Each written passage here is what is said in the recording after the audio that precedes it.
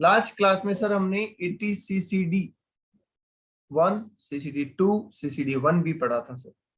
उसके बाद हमने CCE पढ़ा सर, जो ओवरऑल बात करता है। तो इसका मतलब सर हमने अभी तक 80C, 80CCC, 80CCD1, CCD2, D1B और CCE सेक्शन पढ़ लिया है सर हमने, राइट। तो चलिए आगे चलते हैं सर। आगे हमारा सेक्शन है आज का सेक्शन 80D। आज का हमारा सेक्शन है सेक्शन 80D। क्या कह रहे हैं सर इस सेक्शन 80D में? 80D बड़ा ही आसान है। डी से होता है डॉक्टर। डी से क्या होता है बेटा? डॉक्टर होता है सर। तो डी से डॉक्टर, डी से दवा, डी से दारू और डी से दुआ। ठीक है, तो ये सेक्शन रिलेट करता है दवा, दारू, डॉक्टर और दुआ से। ठीक है, यस सर। तो सबसे पहले सर सेक्शन 80D जो बात करता है मेडिकल इंश्योरेंस, सेंट्रल गवर्नमेंट की जो हेल्थ स्कीम चलती है सर उससे। ठीक है, प्रिवेंटिव हेल्थ चेकअप से।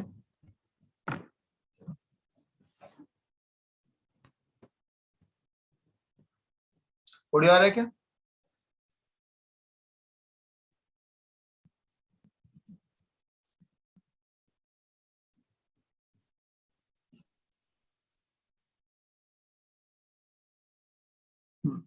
अभी ठीक है ना ऑडियो?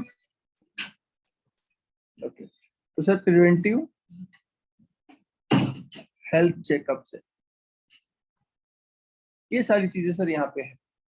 मेडिकल इंश्योरेंस भी है, ठीक है, CGHS भी है, प्रिवेंटिव हेल्थ चेकअप भी है सर। इसके अलावा मेडिकल एक्सपेंसेस भी है सर। ठीक है, तो सर ये इतनी सारी चीजें क्या है ये समझिए। देखिए, वैसे आप अपना मेडिकल इंश्योरेंस करवाते हैं, ठीक है। अगर आप गवर्नमेंट एम्प्लॉई है तो आप CGHS लेते हैं या सेंट्रल गवर्नमेंट की हेल्थ स्कीम में कंट्रीब्यूट करते हैं। प्रिवेंटिव हेल्थ चेकअप मतलब जो रूटीन चेकअप हम करवा लेते हैं टाइम टू टाइम, कि चलो आज चेक करवा लेते हैं कुछ गड़बड़ तो नहीं है, उसको बोलते हैं प्रिवेंटिव हेल्थ चेकअप, ताकि अगर कोई गड़बड़ है तो जल्दी पकड़ में आ जाए और उसका ट्रीटमेंट हम करवा सके। ओके बेटा, तो इस तरीके से सर आप इंश्योरेंस करवाते हैं। ठीक है, अगर आपका इंश्योरेंस नहीं है, अगर आपका CGHS नहीं है और फिर आप बीमार हो जाते हैं, तो पेमेंट आपको खुद को करना पड़ेगा ना, तो वो उसको बोलते हैं मेडिकल एक्सपेंडिचर। ओके, तो इसका मतलब ट्रीटमेंट से रिलेटेड सारी बातें यहाँ पे आ गई। ओके, ठीक है सर। अब देखिए सर, इसका प्रोविजन क्या है वो समझते हैं हम।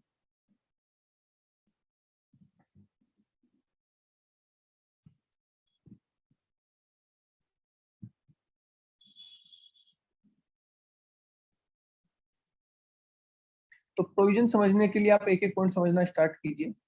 सर पहली बात तो ये सेक्शन सिर्फ इंडिविजुअल और HUF पे लगता है, क्योंकि ह्यूमन बीइंग ही होगा ना बीमार,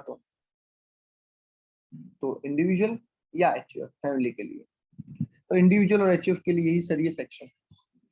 अगर इंडिविजुअल की बात करूं तो सर इसमें SSC है, उसके स्पाउस है, उसके बच्चे हैं, और बच्चे कौन से सर? जो डिपेंडेंट है, ठीक है, और उसके पेरेंट्स हैं, ये लोग शामिल होते हैं। कौन कौन होता है?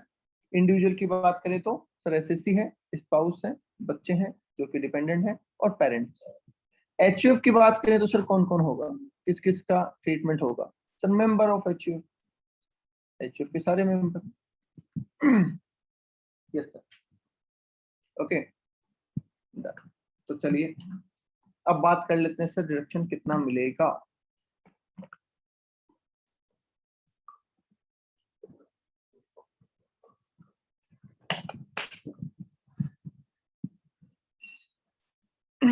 चलिए,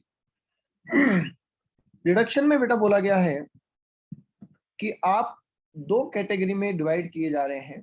पहला असेसी, स्पाउस और चिल्ड्रन।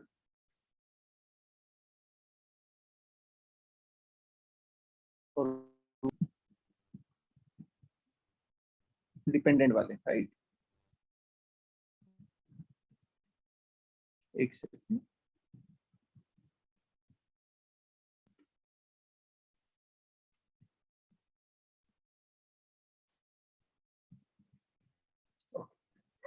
और दूसरा जो कैटेगरी बनाई गई है वो पेरेंट्स के लिए बनाई गई कि भैया आपको अपना ध्यान तो रखना है।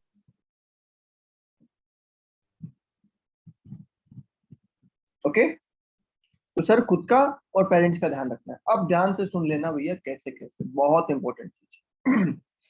सर आपने मेडिकल इंश्योरेंस करवाया, इसको हेल्थ इंश्योरेंस भी बोलते हैं।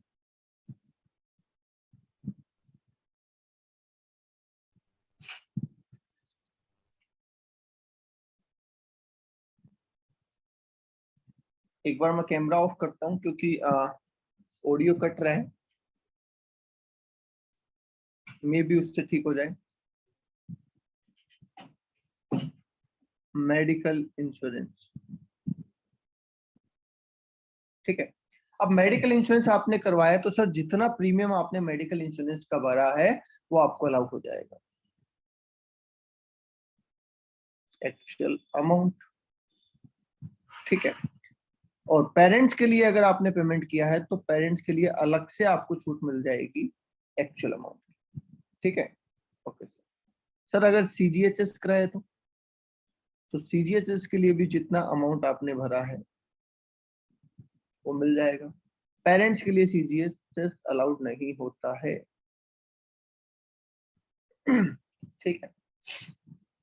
सीजीएचएस का मतलब है सेंट्रल गवर्नमेंट हेल्थ स्कीम। इसके अलावा सर मैंने प्रिवेंटिव हेल्थ चेकअप करवाया है तो भी मिल जाएगा। कितना सर? एक्चुअल अमाउंट जो है,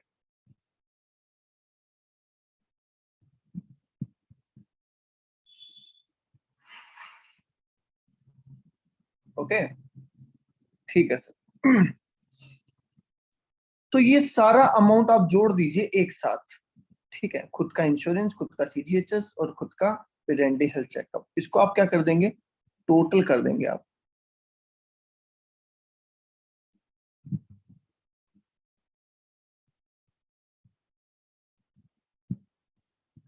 और ये टोटल मिला के आप कंपेयर करेंगे इसको ओवरऑल लिमिट से, और वो ओवरऑल लिमिट है 25,000 रुपए की, ओके।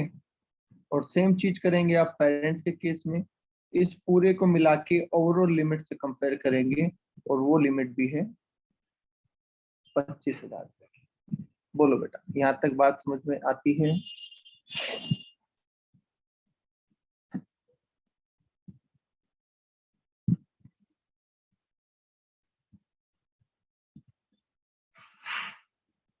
यस। अब अगर आप में से कोई या फिर आपके पेरेंट्स में से कोई सीनियर सिटीजन निकला, सीनियर सिटीजन मतलब सर 60 साल या उससे ज्यादा का, तो ये लिमिट बढ़ जाएगी। सीनियर सिटीजन होते हैं ये लिमिट 25,000 से बढ़ के कितनी हो जाती है, 50,000, ठीक है। सीनियर सिटीजन होते ही ये लिमिट 25,000 से बढ़ के कितनी हो जाती है सर, ये हो जाती है सर 50,000। पेरेंट्स के केस में भी अगर पेरेंट्स सीनियर सिटीजन है तो ये लिमिट बढ़ के हो जाती है 50,000, ठीक है। ओके, तो चीजें वही रहेगी, बस अमाउंट 25 की जगह 50 हो जाएगा अगर आप क्या है सर, आप सीनियर सिटीजन है, ओके। ओके, आगे बोला गया सर दूसरी बात, मेडिकल एक्सपेंसेस, एक ही पॉइंट बचा ना, मेडिकल एक्सपेंसेस। सर अगर इंश्योरेंस है, एक बात बताओ, अगर इंश्योरेंस है मेरा करवाया हुआ तो मेरा मेडिकल एक्सपेंसेस किस बात का, वो तो इंश्योरेंस कंपनी भरेगी ना।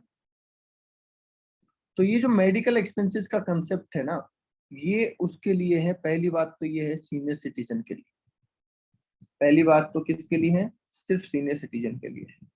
दूसरी बात, नो मेडिक्लेम, अगर आपका मेडिक्लेम नहीं है तो ये लगेगा। इसका मतलब सर, अगर मैं मेडिकल इंश्योरेंस नहीं करवाता और फिर मेरा मेडिकल एक्सपेंसेस लग जाता है तो उसके लिए मुझे छूट दी गई। समझ गए? Yes sir. कितनी सर? तो यहाँ पे बोला गया 50,000।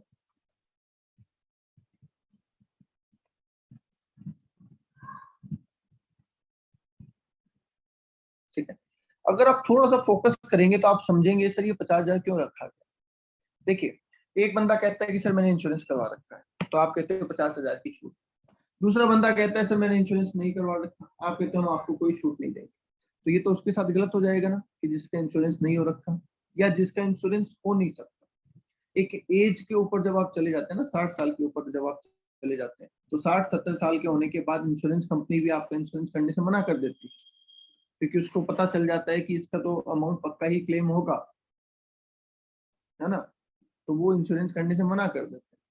अब वैसी उम्र में जब इंश्योरेंस कंपनी आपका साथ नहीं दे रही और वहां पे गवर्नमेंट भी कह दे कि हम भी डिडक्शन नहीं देंगे, तो गलत हो जाएगा। तो इसलिए गवर्नमेंट ने कहा कोई बात नहीं, मेडिकल इंश्योरेंस कंपनी आपको इंश्योरेंस नहीं दे रही, हम आपको डिडक्शन देंगे। ठीक है। और कितने डिडक्शन देंगे? 50,000। बोलो वैसे भी अगर आप इंश्योरेंस करवाते तो भी आपको कितने मिलते सर? 50,000। नहीं करवाया तो भी 50,000 दे देंगे। आई बात समझ में?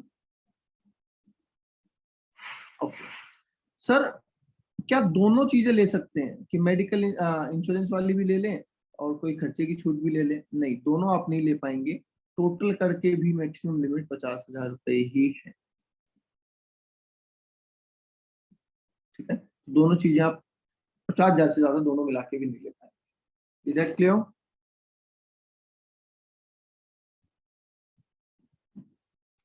ये पूरा प्रोविजन आ गया है हमारा medical.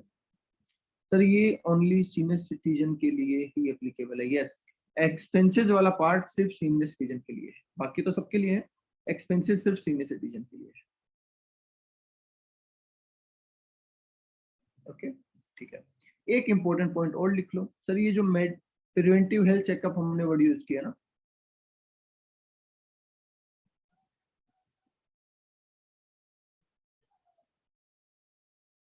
Preventive health checkup can not exceed rupees 5,000, cannot exceed rupees 5,000 in aggregate।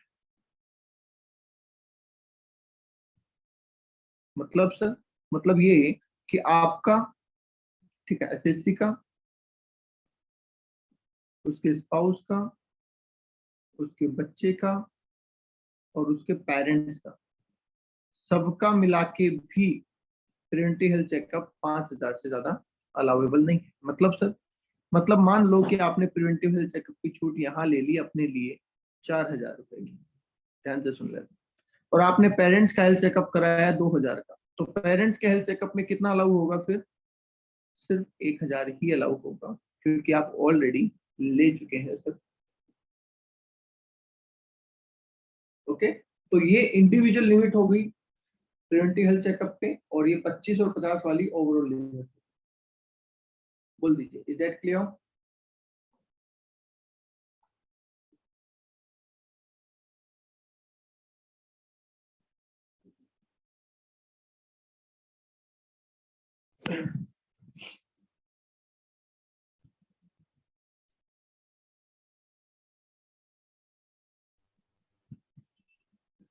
Okay.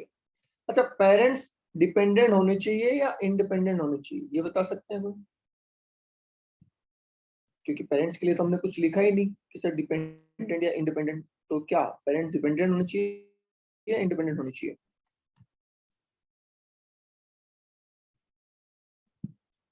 Yes, तो पेरेंट्स डिपेंडेंट हो या इंडिपेंडेंट हो, कोई फर्क नहीं पड़ेगा, दोनों के लिए ही अलाउेबल।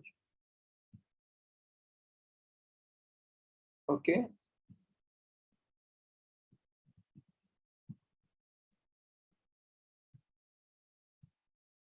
Okay sir.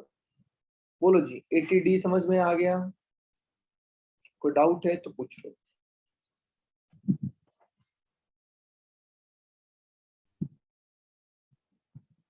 किसी के भी कोई डाउट है तो पूछ लो भैया।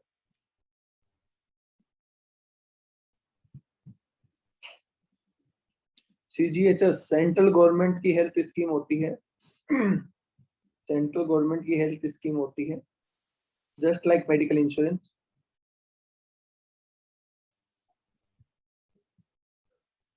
नहीं, CGHS पेरेंट्स के लिए अलाउड नहीं होगा, बिल्कुल। CGHS अगर पेरेंट्स के लिए करवाया गया है तो वो अलाउेबल नहीं है।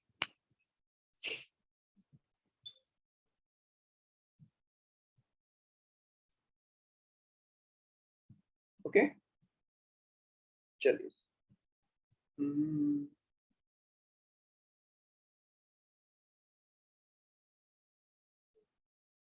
आगे आ जाते हैं सर। नेक्स्ट हमारा सेक्शन है 80 ठीक है। कौन सा सेक्शन है सर? 80 80D क्या कहता था सर? डॉक्टर की बात करता था। डबल डी भी वैसे ही कुछ बात करता है, ठीक है। डबल डी भी वैसी ही बात करेगा।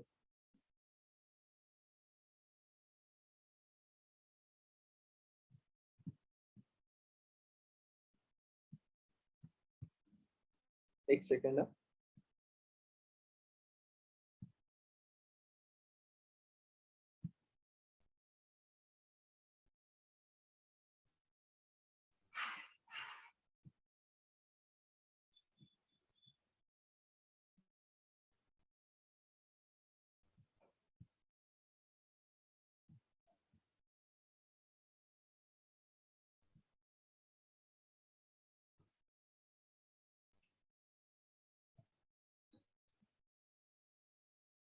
ओके सर, 80 कह रहा है डिपेंडेंट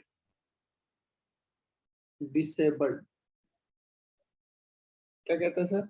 डिपेंडेंट डिसेबल्ड मतलब असिस्टी का कोई रिश्तेदार डिसेबल्ड है। असिस्टी का कोई रिश्तेदार क्या है सर? डिसेबल्ड है। डिसेबल्ड समझते हैं आप? डिसेबल्ड समझते हैं क्या बेटा? डिसेबल्ड का मतलब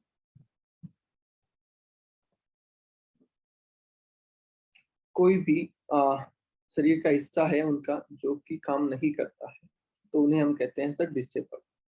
अब फैमिली मेंबर कोई डिसेबल्ड है और इस मेंबर की केयर करता है असिस्टी,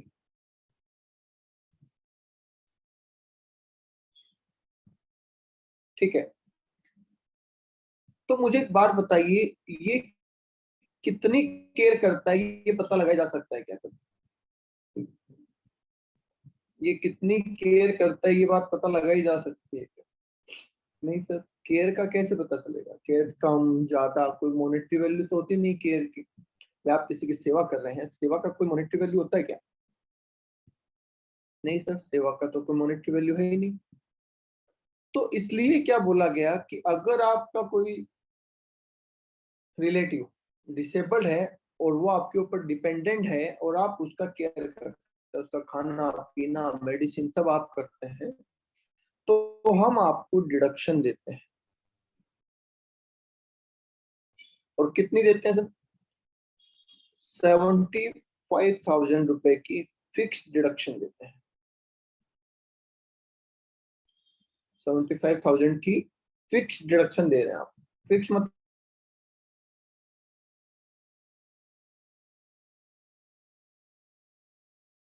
बंदे पे 10 लाख रुपए की ही छूट देंगे। 75,000 रुपए आप अपनी इनकम में से लेस कर सकते हैं। यस। अब मान लीजिए सर कोई बंदा सीवियर डिसेबल है। सीवियर समझते हैं? मतलब ज्यादा डिसेबल है। सीवियर का मतलब वैसे होता है सर यहाँ पे 80% और मोर। मतलब डॉक्टर का सर्टिफिकेट होता है कि इनकी बॉडी, उनके पास सीवियर सर्टिफिकेट है, सीवियर डिसेबिलिटी का सर्टिफिकेट है कि भाई इनकी बॉडी 80% या उससे ज्यादा डिसेबल है। तो उसकी वॉइस कट हो रही है।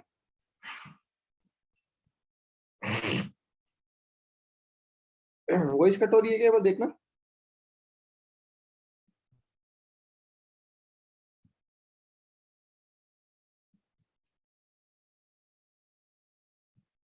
अब ठीक है, चलिए अब ठीक बता रहे हैं।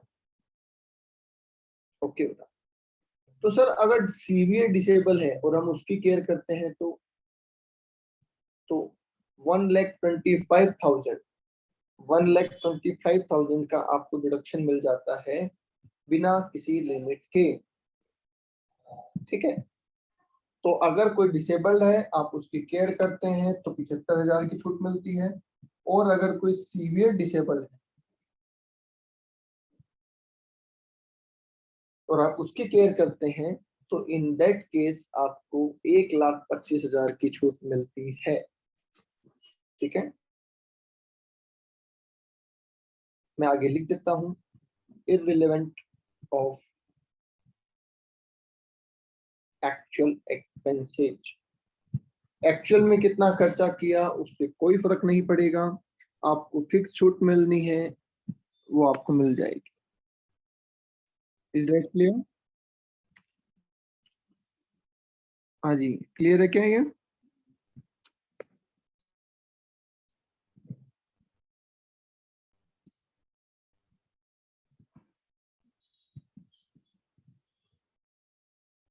कोई डाउट है तो बोल दीजिए इसमें।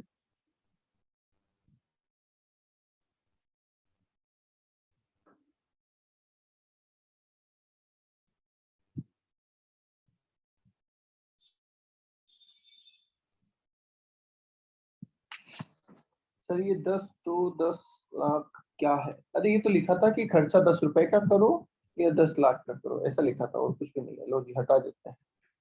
ठीक है, चलिए कुछ बारीक बातें मैं और लिखवा देता हूँ आपको, जो क्वेश्चन करने में आपकी मदद करेगी।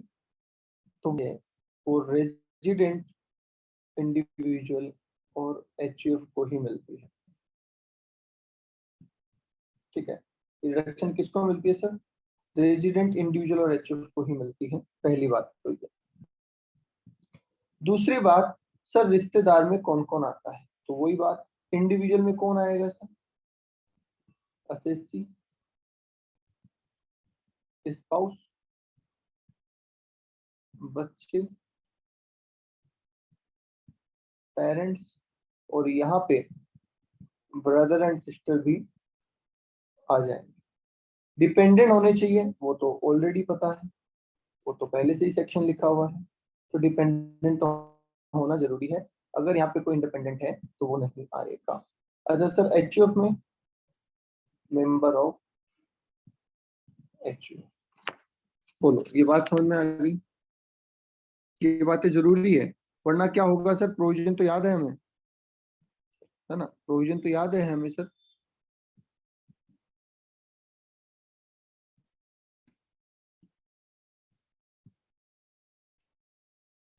पर ये नहीं पता फैमिली मेंबर में कौन कौन है। बोलो जी, यहाँ तक बात क्लियर है क्या? एक बार फाइनली कमेंट करो।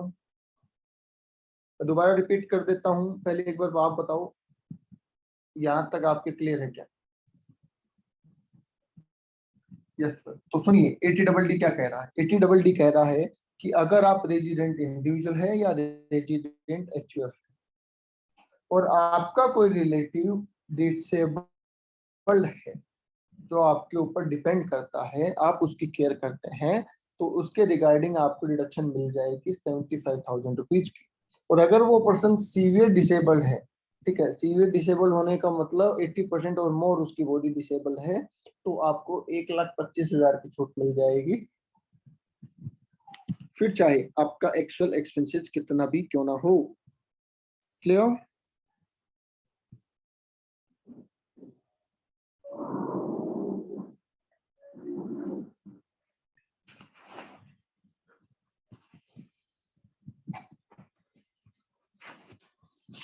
ओके, अच्छा चलो बोलो, पहले बताओ, सभी बताओ, एक बार सभी रिप्लाई करो।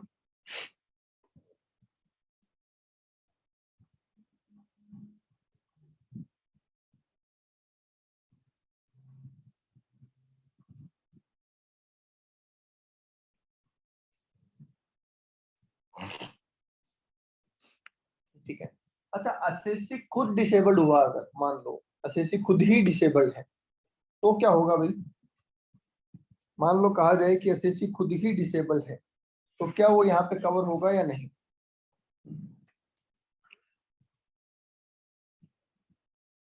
ये मैं काट देता हूँ। एसएससी खुद यहाँ पे कवर नहीं है, मैं काट रहा हूँ बेटा इसको। एसएससी खुद यहाँ पे कवर नहीं है, क्योंकि डिपेंडेंट किस पे? एसएससी, एसएससी तो खुद ही है। यहाँ तो बात सिर्फ डिपेंडेंट की चल रहे हैं, तो एसएससी नहीं लिख रहा हूं मैं यहाँ पे।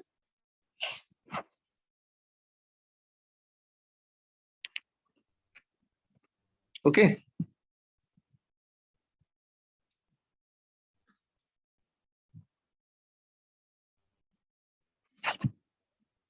तो सर एसएससी अगर डिसेबल्ड हुआ तो ये तो गलत बात है क्या? बताइए, क्या ये गलत नहीं होगा कि एसएससी डिसेबल्ड हो और हम उसको छूट ना दें? क्या ये गलत नहीं होगा?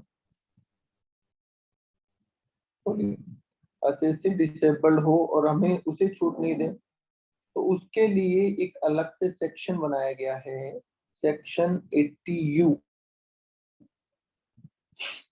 ठीक है, सेक्शन कौन सा बनाया गया है? सेक्शन 80U बनाया गया है, और 80U के अंदर क्या बोला गया है कि अगर एसएससी डिसेबल्ड है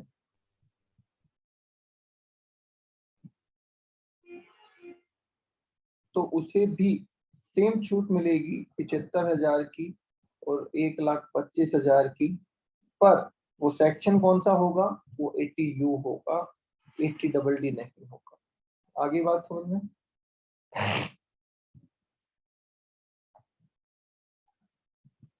तो नाइंसाफी नहीं की है, बस सेक्शन बदल दिया है कि सर रिश्तेदार के लिए अलग, एसएससी के लिए अलग।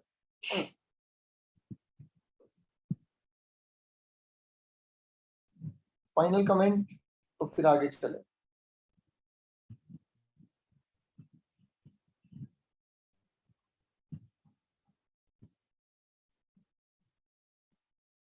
चलिए, नेक्स्ट आता है सर सेक्शन 80DDB।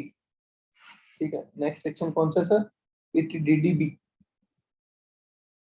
तो डीडीबी कौन सा है sir? Treatment of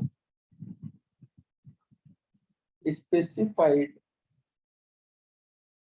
disease, special बीमारी का इलाज। कई बीमारियों को स्पेसिफाइड डिजीज बोला गया है, और अगर आप उनका ट्रीटमेंट करवाते हैं, अगर आप उनका ट्रीटमेंट करवाते हैं तो सेक्शन अप्लीकेबल होता है 80DDB। ओके, ये सेक्शन भी रेजिडेंट इंडिविजुअल और एचयूएफ पे ही लगता है। ये सेक्शन भी रेजिडेंट इंडिविजुअल और एचयूएफ पे ही लगता है सर। और इसके अंदर जो डिडक्शन दी गई है वो कुछ इस तरीके से है कि एक्चुअल जितना एक्सपेंसेस किया जाएगा,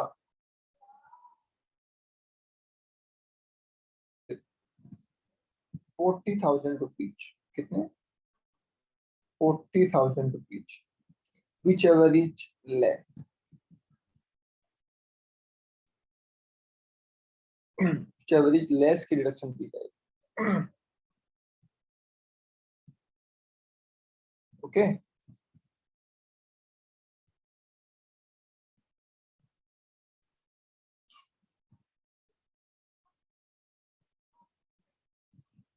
ओके। और अगर बंदा सीनियर सिटीजन निकला जिसका ट्रीटमेंट हो रहा है, तो डिडक्शन 40,000 से बढ़ के कितनी हो जाएगी? 1,00,000। बोलिए, बात समझ में आती है?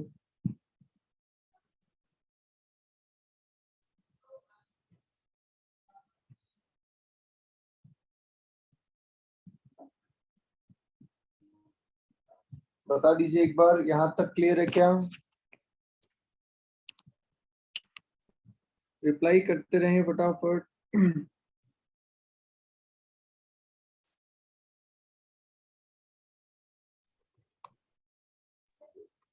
सर ये स्पेशल डिजीज भी मतलब एसएससी और उसके परिवार वालों को हो सकती है क्या? हाँ, बिल्कुल।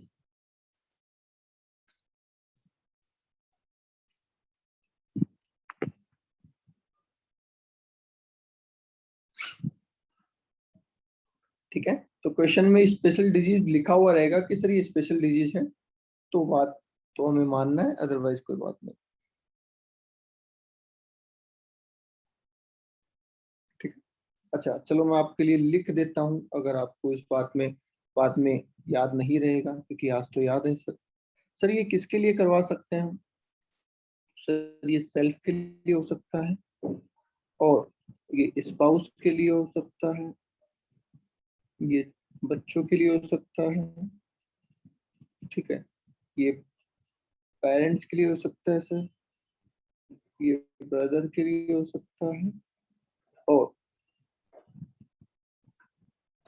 ये सिस्टर के लिए भी हो सकता है। ठीक है, बट ध्यान रहे ये लोगों के लिए तभी अलाउ है जब ये क्या हो, डिपेंडेंट। ठीक है, ये सारे लोगों के लिए तभी अलाउेबल है जब ये लोग आपके ऊपर डिपेंडेंट हो।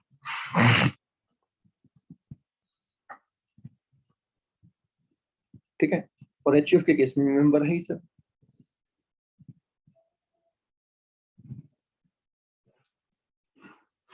चलिए, अब यहाँ पे एक लास्ट छोटा सा पॉइंट बच जाता है कि मान लो आपने एक स्पेशल बीमारी का ट्रीटमेंट करवाया, मान लो आपने एक स्पेशल बीमारी का ट्रीटमेंट करवाया, और उस टाइम पे आपका मेडिकल इंश्योरेंस भी था, तो जो एक्चुअल खर्चा हुआ उसमें से कुछ अमाउंट तो किसने बियर कर दिया? मेडिकल इंश्योरेंस कंपनी ने बियर कर दिया, पूरा नहीं किया पर मेडिकल इंश्योरेंस कंपनी ने कुछ बियर कर दिया। आई बात समझ में? तो क्या होगा? या कई बार आपका जो एम्प्लॉयर होता है वो उसको बियर कर देता है, तो आप क्या करेंगे वो भी सुन लीजिए। सर हम विच एवर इज लेस लेंगे पहले, और इस विच एवर इज लेस में से माइनस कर देंगे इंश्योरेंस क्लेम। समझ गए? कि मान लो मैं एक एग्जांपल लिख देता हूं कि सर मेरा एक्चुअल खर्चा हुआ सर 60,000 रुपए, लिमिट है 40,000 रुपए, तो विच एवर इज लेस 40,000। 20,000 रुपए इंश्योरेंस कंपनी ने मुझे दे दिए थे, 20,000 रुपए इंश्योरेंस कंपनी ने मुझे दे दिए, तो मैं कहूंगा कि 40,000 में से 20,000 की भरपाई तो मेरी इंश्योरेंस वालों ने कर दी, तो मुझे डिडक्शन कितनी मिलेगी? बैलेंस 20,000 की मिलेगी। बोलो, बात समझ में आ गई है? क्योंकि इनकम टैक्स वाले कहते हैं कि हम आपको 40,000 की छूट देने वाले, अब 20,000 तो आपका इंश्योरेंस से मिल ही गया, तो 20,000 की छूट ले लो।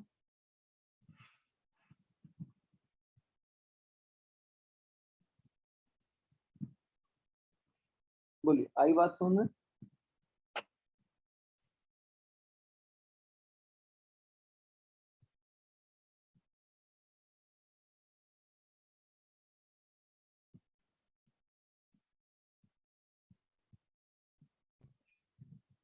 फाइनल कमेंट, कोई डाउट है तो पूछ लो, कोई डाउट है तो पूछ लीजिए भैया। हमने सर सेक्शन 80C पढ़ा अभी तक, 80CCC पढ़ा, CCD1 पढ़ा, CCD2 पढ़ा, 80CCD1B पढ़ा सर। उसके बाद सर इनकी ओवरऑल लिमिट पढ़ने के लिए हमने 80CCE पढ़ा। आज हमने 80D, 80DD और 80DDB पढ़ लिया। यहाँ तक किसी के कोई भी डाउट है तो पूछ लो, फिर मैं आगे चलता हूँ।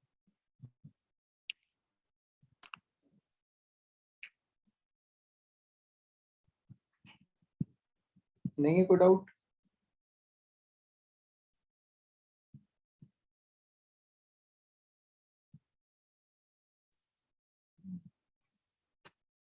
चलिए आगे चलते हैं।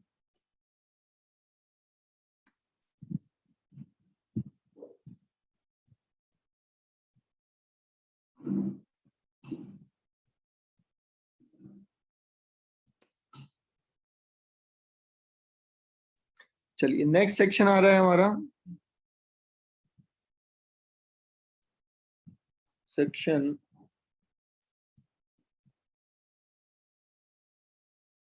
80E आता है सर। नेक्स्ट सर सेक्शन कौन सा जी? सर आपको हमारा चैट नहीं दिख रहा क्या, शो नहीं हो रहा था? नहीं, मुझे तो कोई चैट नहीं है आपका। सर हमने 2 बार कुछ लिखा। एक सेकेंड, नहीं मुझे बोल दीजिए कि मुझे दिख नहीं रहा, आपका चैट नहीं आया मेरे पास। सर कौन से वाले में चैट करना है? एक तो वीएस क्लासेस होस्ट वाला है और एक में रिकॉर्डिंग है वो। रिकॉर्डिंग वाले पे करना है।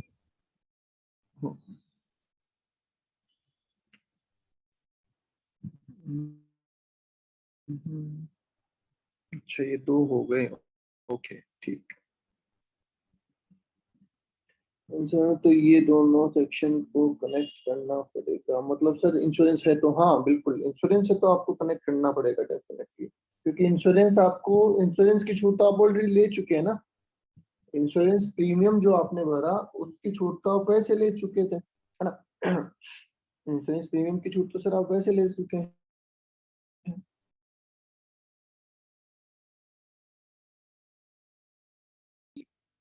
ठीक है, वो मिलेगी आपको जब प्रीमियम के अलावा अमाउंट निकलेगा। ओके, और कोई डाउट है किसी का?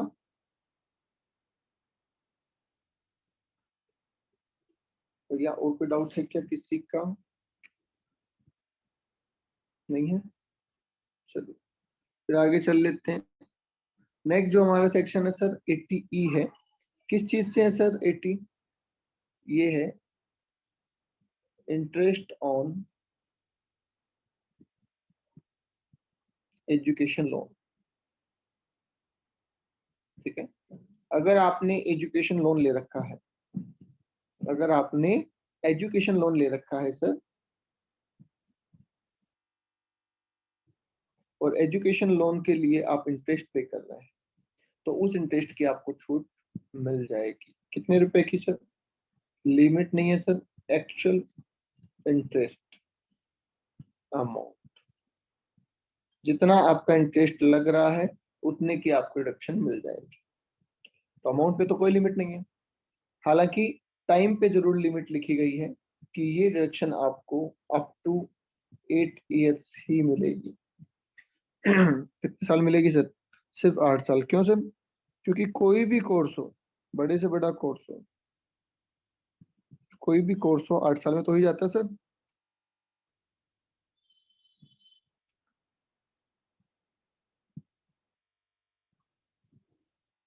यस सर, 8 साल में तो हो जाता है। तो 8 साल तक आप जो भी इंटरेस्ट पे करेंगे उतने की आपको छूट मिल जाएगी। सर मान लीजिए मैंने लोन लिया है 6 साल के लिए, तो क्या मुझे 6 साल छूट मिल जाएगी? अगर सर मैंने लोन लिया है 6 साल के लिए, तो क्या मुझे 6 साल छूट मिल जाएगी? यस सर, आपको 6 साल छूट मिल जाएगी। और लोन लिया सर मैंने 10 साल के लिए, तो क्या मुझे 10 साल छूट मिल जाएगी? नहीं सर, 10 साल नहीं मिलेगी, 8 साल तो मैक्सिमम। Yes sir, okay. ये छूट किसको दी गई है सर? सिर्फ इंडिविजुअल को दी गई, क्योंकि पढ़ने का काम इंसान ही करेगा, तो इसलिए इंडिविजुअल को छूट दी गई है सर। सर एजुकेशन किस किस की है? तो ध्यान रहे, एजुकेशन खुद की हो सकती है, एसएससी की, ठीक है, स्पाउस को पढ़ाने के लिए हो सकता है लोन, जरूरी नहीं सिर्फ बच्चे के लिए हो, और बच्चे के लिए भी हो सकता है।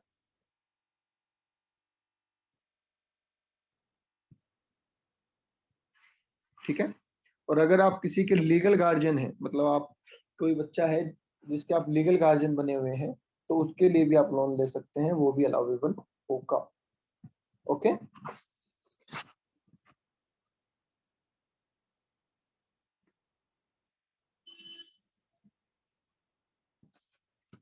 चलिए यहाँ तक कोई डाउट? ये छोटे छोटे सेक्शंस हैं, तो इनको ध्यान से पढ़ते जाएं बेटा। ठीक है, हालांकि ये सेक्शन इतना इंपॉर्टेंट नहीं था एजुकेशन वाला, फिर भी हमें तो सब आना चाहिए ना। सर ये डिपेंडेंट के लिए है क्या? नहीं, इसमें डिपेंडेंट की जरूरत नहीं है, क्योंकि पढ़ाई करने वाला जो अगर बच्चा होगा तो वो डिपेंडेंट ही होगा, वैसे माना गया है। तो आप स्पाउस और बच्चे, तो बच्चा अगर पढ़ाई करने वाला है तो डिपेंडेंट ही होगा जनरली। तो इसमें डिपेंडेंट वर्ड यूज नहीं किया गया है, और वर्ड यूज नहीं किया है तो अपन दोनों ले सकते हैं। ठीक है, वर्ड यूज नहीं किया हो जहां जहां पे, वहां पे बेटा हम दोनों ले सकते हैं, हमारी चॉइस। ठीक है, उसको जहां डिपेंडेंट के लिए देनी है वो वर्ड यूज करेगा डिपेंडेंट, और वो उसको लिमिटेड कर देगा। ओके सर, आगे आ जाइए सर। ये क्या है सर? ये है interest on housing loan. Interest on housing loan, पर sir interest on housing loan तो हम पढ़ चुके हैं कहीं ना कहीं, बताओ पढ़ चुके हैं क्या कहीं? इंटरेस्ट ऑन हाउसिंग लोन का ट्रीटमेंट पढ़ चुके हैं क्या हम?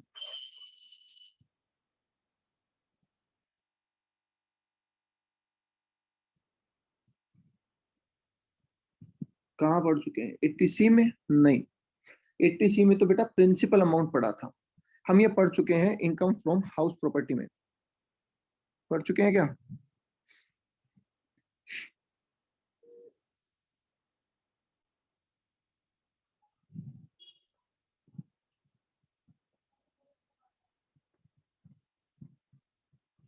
याद है?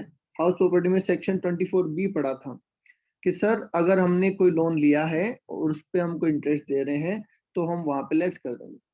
तो फिर सर यहाँ यहाँ उसके अलावा है, उसके अलावा होने का मतलब अगर आपका इंटरेस्ट 2 लाख से ज्यादा है, वहां तो 2 लाख ही मिलता था ना, तो अगर आपका इंटरेस्ट 2 लाख से ज्यादा है तो बैलेंस अमाउंट आप यहाँ क्लेम कर सकते हैं। सर मैंने 2 लाख वहां क्लेम कर लिया था, टोटल इंटरेस्ट है 2,15,000, तो क्या? यस, डेफिनेटली आप यहाँ क्लेम कर सकते हैं। ओके, चलिए, तो कितना अमाउंट बनेगा आपका सर यहाँ पे?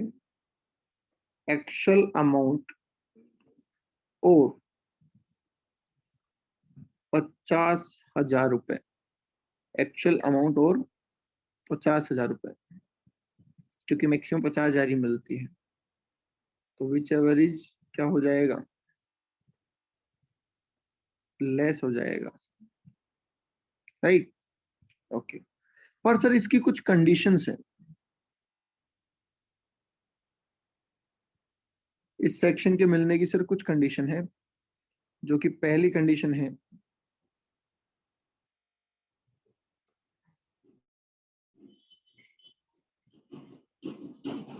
Loan sanction in previous year 2016-17। ये सिर्फ उन्हीं लोग, सर यहाँ पे भी 2 हाउस तक का ही, वो क्या, अभी सारी कंडीशन पढ़ लो, सारी कंडीशन पढ़ते ही समझ में आ जाएगा। पहली कंडीशन है सर लोन सैंक्शन होना चाहिए 2016-17 में, मतलब ये स्पेशली उन्हीं लोगों के लिए है जिनका लोन 2016-17 में सैंक्शन हुआ था। ठीक है, दूसरी बात सर, लोन जो हाउस की वैल्यू है ना, हाउस वैल्यू वो होनी चाहिए सर अप टू 50 लाख। मतलब आपने अगर 50 लाख से ऊपर का घर खरीदा है तो ये वाला सेक्शन अप्लीकेबल नहीं होगा। ठीक है sir, loan amount up to ₹35 lakh, तो लोन आपको 35 लाख तक का ही लेना है। अगर उससे ज्यादा लोन लिया है तो ये वाला पॉइंट भी अप्लीकेबल नहीं होगा। ओके,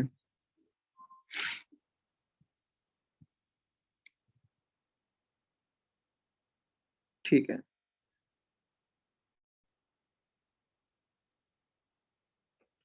अब आपके सवाल का जवाब ये रहा, assessee should not own any house property on date of sanction। मतलब जब आप ये लोन ले रहे थे तब आपके पास पहले से कोई घर नहीं होना चाहिए।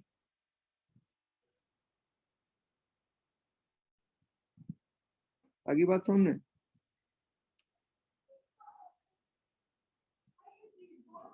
इसका मतलब ये उन लोगों के लिए स्कीम है जिन लोगों को पहली बार घर खरीदने का मौका मिल रहा है। ठीक है, एक्चुअली हुआ क्या था, जब मोदी जी की गवर्नमेंट आई थी ना, तो इन्होंने कहा था कि हम हर पर्सन को अपना घर देंगे, मतलब हर पर्सन को हम अपना घर देंगे। तो अपना घर देने के लिए स्कीम चलाई और उनको लोन में छूट देने का वादा किया। ठीक है, तो ये उन लोगों के लिए नहीं है स्कीम जिनके पास पहले से घर मौजूद है, ये उन लोगों के लिए है जो पहली बार घर परचेज कर रहे हैं।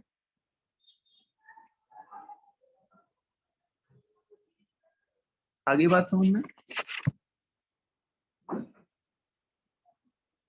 इसका एग्जाम्पल सर, मैं एक पहले किराए के घर में रहता था, है ना? मैं पहले सर किराए के घर में रहता था। अब मैंने क्या किया, 2016-17 में एक घर परचेज कर लिया। ठीक है, हाउस था 40 लाख का, मैंने लोन ले लिया उस पर 30 लाख का। ठीक है, ये मेरा पहला घर है, पहले मेरे पास कोई घर नहीं था, ये इट्स माय फर्स्ट हाउस। ठीक है, अब सर 2020-21 में इसी लोन के ऊपर मेरा इंटरेस्ट बन रहा है 2,40,000। ठीक है सर, ओके सर। तो मैं जब इस साल की इनकम कैलकुलेट कर रहा हूं, तो एक तो मैं इस घर को सेल्फ ऑक्यूपाइड मान रहा हूं, मान सकता हूं ना भाई?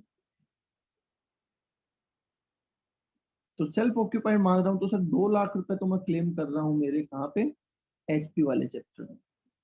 अभी जो 40,000 का इंटरेस्ट बच गया, ये कहाँ क्लेम करूं? तो हमने कहा आप इसको 80EE में क्लेम कर सकते हैं, 40,000। तो 2 लाख की छूट यहाँ ले लो और 40,000 की छूट 80EE में।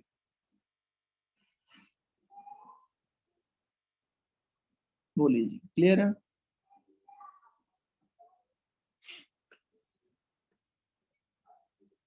इसके बाद और भी स्कीम निकाली गई है, अभी हम पढ़ेंगे 80EEA, EEB, ऐसे बहुत सारे सेक्शंस बनाए गए नए नए, वो सारे हम पढ़ेंगे। यहां तक कोई डाउट है तो बोल।